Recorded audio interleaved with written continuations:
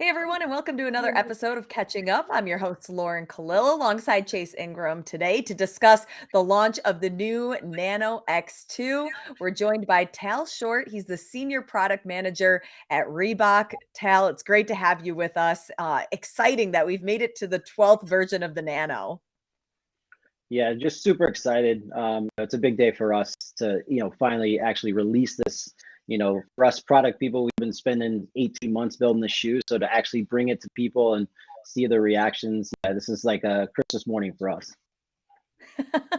Tell us some of the new features that people can expect with this new version of the Nano.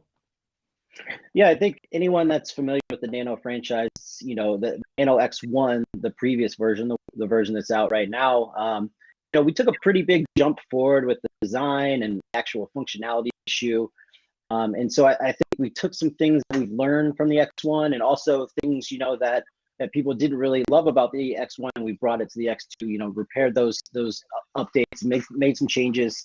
But we're super excited. I can get into some of the details once we start showing the shoe, but I think if you loved the Nano, whether it was Nano 9, X, X1, you're gonna love the X2. And speaking of, Oh, there it here goes. it is. Back up a There she little is. bit. In all its I glory. love that. Look how bright this one is. My lighting makes it seem, I think less see if- bright than it really is Let me in see if person. mine's. Chase, get your Nice. sunglasses on. Get your I know, sunglasses right? on. Well, my sunglasses kind of they kind of match. Ooh. Perfect. I'll A just, little I'll just You collab would hang on out look that good one. with here. these, Yeah. Chase. Yeah, with the sunglasses. Okay, so let's talk about like some of the new features and design right off the bat when we're talking about the new Nano X2. Yeah, so I'll try to keep up my screen here so you guys can see. I'll back up a little bit. But, the idea was to really make that Nano, it's going to always function, but really we played up the style of the shoe as well. So we've added some really rich materials. You can see this upper material. It's called Flex Weave. We've had it on every Nano since the Nano 7. And it's just evolved over time. The material is great because not only does it look great, but it also performs amazing for us. So it's lightweight, it's breathable, it's flexible, and that's everything you need in an upper when you're talking about a training shoe. Because it is the greatest training shoe, there's always going to be a stability component. So that's why you see that heel clip in the back. I think one thing that we did was really streamlined it. So the X1 went really high up. It really brought a visual to the shoe that was really super dynamic. And since I was talking about the style, we just felt like the shoe looked a lot faster when we brought it down. It actually functions even better than the X1 when it comes to stability. So that was one area that we really focused on, was the stability of the shoe. It's still a great, you can run up to a 5K. We feel really confident in it. So, as we've talked about, and anyone that's ever been in this business, building a CrossFit shoe is not easy. You've got to have a shoe that you can, lift heavy weights in and then run up to a 5K. And so every year, we're trying to solve the same problem. But, I feel like with some of these changes to the X2 and the overall design, really at the end of the day, I guess, Lauren, one of the things we wrote on the wall was for inspiration was from the box to brunch. So it's that idea that the girl that's working out in it doesn't want to have to take it off to go to brunch. Like she feels confident in the shoe, that it looks great. So that was one of always in the back of our mind, is like, we want to make sure that she, crushes a partner workout on a Saturday, but then, with her black tights and great outfit on, she can just go straight to brunch and not have to change shoes or worry about looking too, training-esque as she's walking into brunch.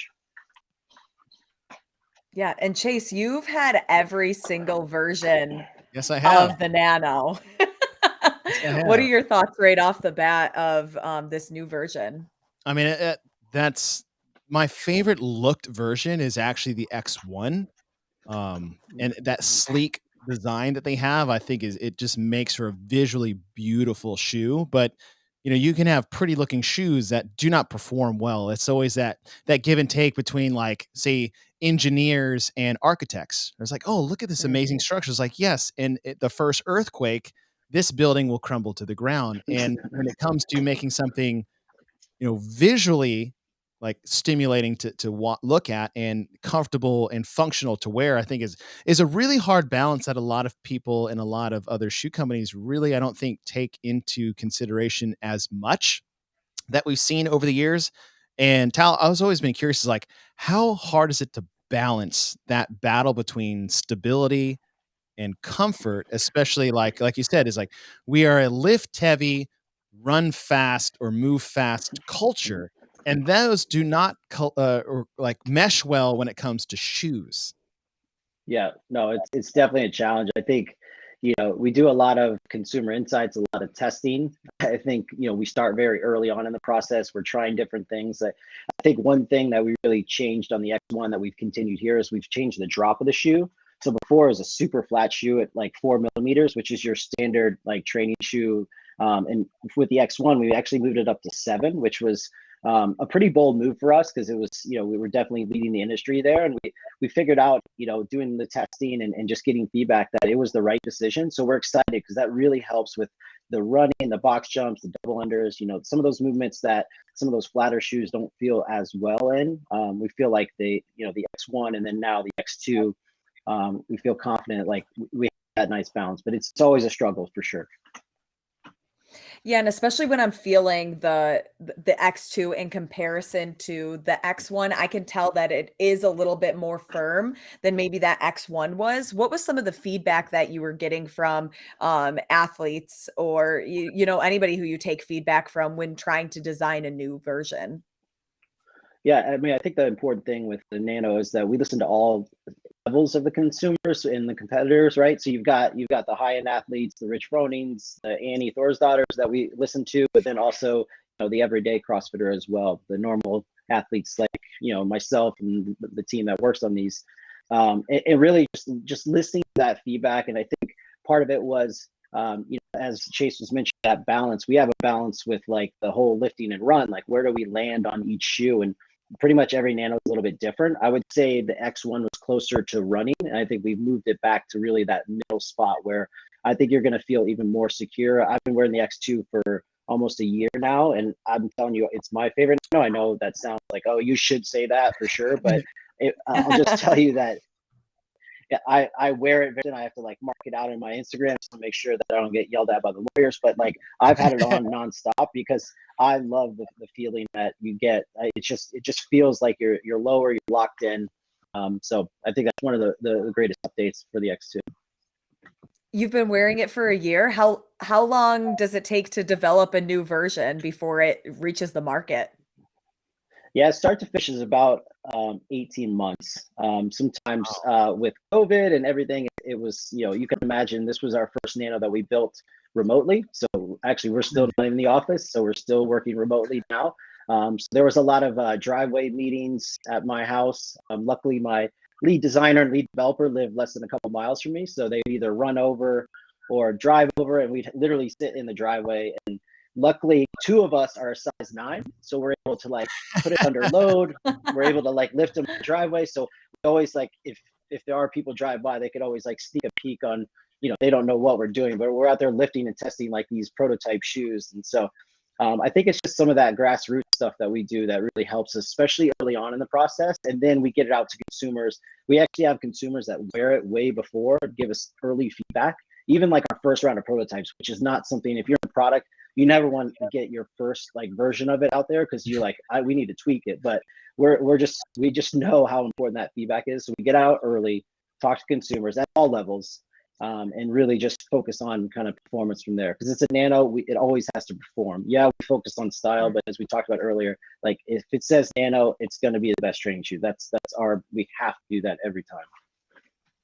So I had a question for you, Tal. Is that you said 18 months leading up to this, and you're meeting in driveways. I feel like one of the greatest assets to Reebok is that you basically have an entire demographic of testers in the basically first floor of your building with Reebok CrossFit One. How tough was it to not really have that available to you in creating the shoe? Yeah, it was just one of those, desperate times calls for desperate measures.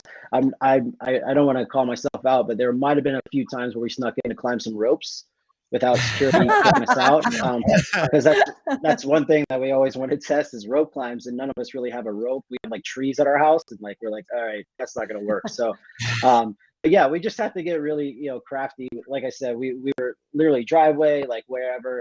But luckily, we're able to drive around the shoes, and we all live pretty locally as here near Boston. So yeah, it was just a little bit more grassroots than like the professional like wear test that we've done in the past, but we still feel strongly about the results and kind of really excited for everyone to try it out.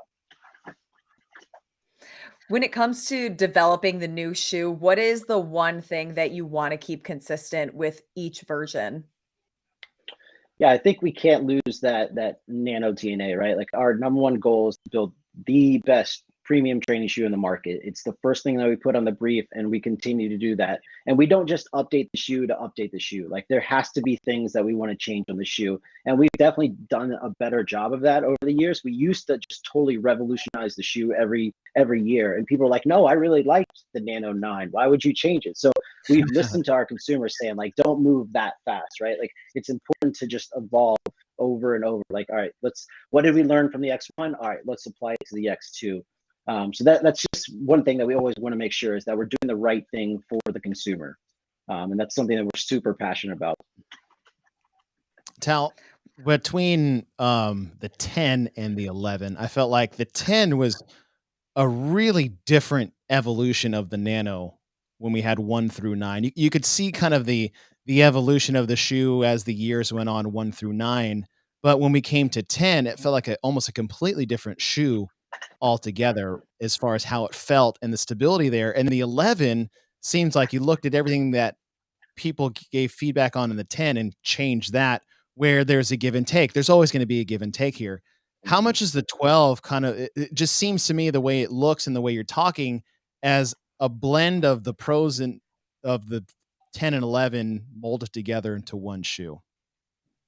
I think that's it, Chase. I think you just took my job as product manager. Perfect. So you just, I don't need to do this anymore. No, but you nailed it. Yeah. So I think learning some things, I think there's things, because remember, we're building these, years in advance. We've got to really listen and apply feedback. So no, that's a very good point. If someone that's a Nano loyalist, I would call it's right in between really the Nano X and Nano X1 as far as stability goes, but I still think there's that runability that you get in the X1. So it's really moving that needle just a little bit. I think it made a huge difference with the X2. Tal, 12 different nanos. Did you ever think that there would be this many versions when you started? No, I mean it's just a testament to a lot of the people that started this Nano. I mean, remember, there was no such thing as a CrossFit shoe or this type of functional training shoe in this space. And 12 years ago, we brought Coach Glassman said, "You got to build us a shoe." Like we just signed this partnership, and so it was such a great challenge back then. It's like building the first ever basketball shoe. Like how exciting is this? Like we didn't know that it was going to evolve to what it is today, and we've seen the addition to a bunch of new competitors, which we love, and we're happy that we have these competitors because it shows that we're in the right space, and we feel like we're still the leaders, and we're excited for this this shoe to get out there to the CrossFit community. Will there be an X3? Oh, we'll see. We'll see. I'm scared. The only reason I say the X3 is we're just worried about the lucky number 13, right? Like we just gotta be careful. Well, and odd numbers with your shoes it's like this weird cult curse of the X1, even number shoes, right? Over the years. Oh yeah, there is always that the evens beat out the odds. But I'll tell you, the X1 was, I think, a game changer in that. It really, X1 was our best-selling Nano of all time. So I think it broke the curse finally. So we're excited for the the X2. But yes, we've started the process on the next one. But we'll be listening to feedback. So I encourage all the consumers out there, whether you put it wherever you put it, we pay attention to feedback. So please. And we tell our athletes all the time, don't tell me the things you like, tell me the things you don't like, so we can fix that. So that's one thing that we're always listening to. Question on the X2 that you have. You said you've modified a few things with the heel base for stability. The top part, how have you guys changed the material up there? I know you have the flex weave as part of it, but anything new with maybe the siding on the shoe? You talked rope climb specifically. earlier. Yeah, so yeah, we're always we still have our Rope Pro technology, so that's still there. It's downplayed from where it's been in the past. We just we don't climb ropes as much as we used to, and I feel like Right. the elite athlete does that. So just looking at the build of the shoe, we think it looks better without just this overbearing Rope Pro, but it's still very functional. I think one thing that we have with the shoe was the updated our heel collar foam, so we made it even softer. There That were was some going to be people my that next had some, question. yeah. So there are some people. That's fair because we definitely get that question a lot because there was a few. It was strange. It was usually on the women's side, smaller sizes. They felt some irritation, and so we've really updated that with the X2. It was something we focused on in all the wear tests that we sent out, was making sure there was no sort of irritation, because we want her and to feel great in the shoe all day, right? Like, this is all day wearable, and that's the goal with the X2. Man, Awesome. Well, we're so so excited. excited to get our hands on these, to test them out. Tal, Chase, thank you guys for being with us. And these are going to be hitting the market very soon. We look forward to seeing all of the different colors. Heck yeah. And congratulations, Cal. 12 shoes over the years. That's an incredible feat. And it's I think it's a direct response to how much effort and care you guys put into something like this. You're not just making a shoe. You're making a shoe for the CrossFit community, and I appreciate that. Yeah, no, thank you guys for having me. Appreciate it.